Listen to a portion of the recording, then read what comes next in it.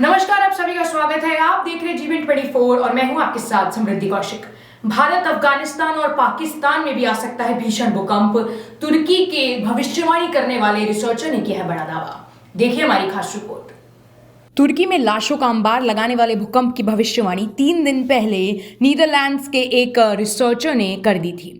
इस Dutch researcher Frank हुगर beats ने अब भारत सहित अफगानिस्तान और पाकिस्तान के आसपास भूकंप के बड़े झटके लगने का अनुमान लगाया है।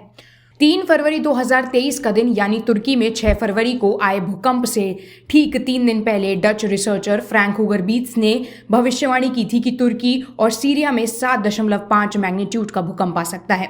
उस समय लोगों ने उनकी बातों को गंभीरता से नहीं लिया था, लेकिन जब 3 दिन बाद ही तुर्की और सीरिया में भयंकर भूकंप आया तो लोगों को अचानक ही फ्रैंक हुगर बीट्स की याद आ गई।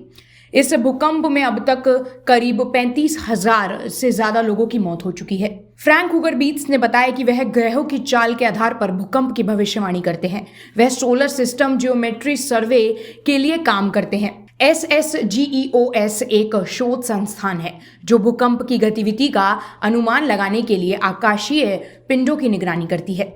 हालांकि फ्रैंक के दावों पर कई वैज्ञानिक सवाल उठा रहे हैं। उनसे इस बात को लेकर ही सवाल पूछा गया कि सोशल मीडिया पर उनकी भविष्यवाणी पर प्रश्न चिन्ह क्यों लगाए जा रहे हैं। इसके जवाब में फ्रैंक ने बताया कि भूकंप के 3 दिन पहले मैंने उसके पूर्वानुमान को लेकर एक ट्वीट किया था।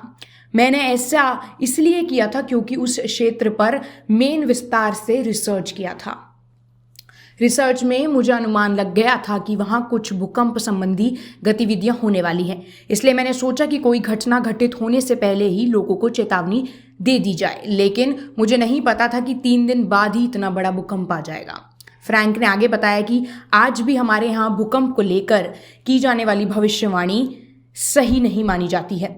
अमेरिकी भूवैज्ञानिक सर्वेक्षण करने वालों का कहना है कि किसी भी वैज्ञानिक ने कभी भी बड़े भूकंप की भविष्यवाणी नहीं की है। असल में जिस विधि का हम उपयोग करते हैं उसे लेकर कई तरीके के विवाद हैं। उन्होंने आगे बताया कि उनकी संस्था ने इतिहास में आए भीषण भूकंपों के बारे में भी विस्तार से रिसर्च की है। उनकी संस्थान विशेष रूप से ग्रहों की स्थिति देखकर अनुमान लगाती है। इतिहास में आए बड़े भूकंपों का अध्ययन इसलिए किया जाता है कि हम एक पैटर्न ढूंढकर भविष्य में आने वाले बड़े भूकंपों का अनुमान लगा सकें। मध्य धारा के वैज्ञानिकों ने आमतौर पर ग्रहों को देखने से इनकार कर दिया है, क्योंकि आम सहमति है कि ग्रहों का कोई प्रभाव नहीं पड़ता, इसलिए ग्रहों को देखने की जरूरत ही नहीं पड़ती। लेकिन हमारी रिसर्च से पता चलता है कि ग्रहों का असल में काफी ज्यादा प्रभाव पड़ता है।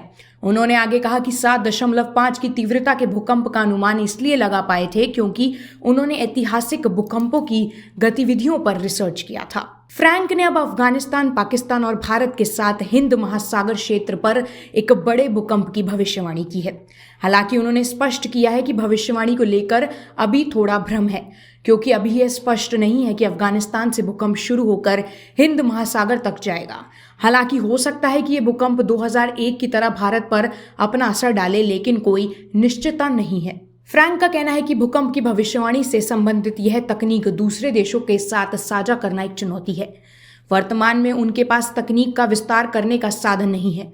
उन्हें नहीं लगता कि निकट भविष्य में ऐसा आसानी से किया जा सकता है। फ्रैंक ने बताया कि उन्होंने तुर्की के वैज्ञानिक से संपर्क किया था। कुछ वैज्ञानिक इसे लेकर इंटरेस्टेड हैं, लेकिन ज्यादातर वैज्ञानिक की इसमें रुचि ही नहीं है।